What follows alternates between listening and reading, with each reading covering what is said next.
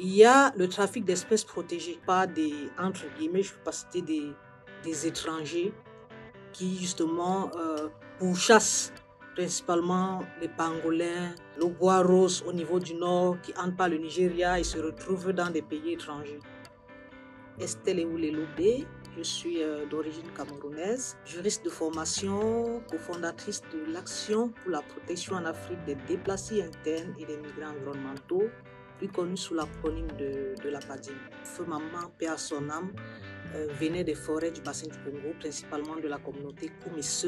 Nos ancêtres vivaient déjà dans la réserve du Dia, dans le sud Cameroun. Le Cameroun qui fait justement partie des 6 principaux pays du bassin du Congo. Je suis une écoféministe parce que je me définis d'abord comme une femme. Je revendique mon statut de femme. Et éco parce que justement c'est lié à mon engagement pour la préservation des forêts, la lutte contre la criminalité environnementale et la protection des droits des peuples autochtones. Nous renforçons la résilience des communautés face aux crimes environnementaux. La criminalité environnementale se matérialise par justement l'exploitation illégale des ressources, du bois.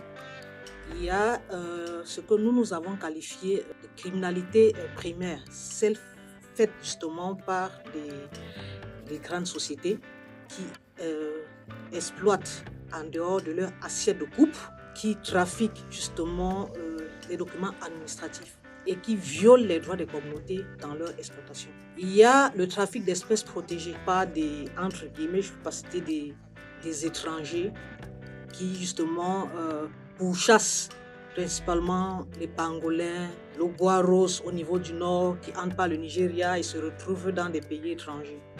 Déjà, nous nous sommes rendus compte que dans les forêts, justement, les leaders communautaires, les chefs traditionnels et surtout les femmes ne sont pas outillés sur la législation forestière. Nous servons de relais justement pour promouvoir justement ces textes législatifs édictés par l'État. La problématique liée justement à l'intégration des communautés locales et des peuples autochtones dans la protection des forêts du bassin du Congo est assez large. Elles ont toujours vécu de ces forêts, tirent les ressources de ces forêts, leur économie de ces forêts. Elles ont des droits d'usage créés par les législations en place qu'elles ne maîtrisent pas et non plus le total contrôle de ces forêts. C'est à nous maintenant, les acteurs de la société civile, de les accompagner afin de pouvoir mettre en œuvre des activités génératrices de revenus pour limiter, réduire leur impact sur les forêts afin qu'elles ne soient plus justement arrêtées de façon arbitraire par les écographes, par ignorance. La PADIM au niveau des forêts du bassin du Congo ne travaille pas seule. Nous comptons mettre sur pied un vaste réseau de 100 défenseurs qui vont vraiment éduquer ces populations, documenter afin de justement limiter l'impact des trafiquants sur les ressources naturelles des forêts du bassin du Congo.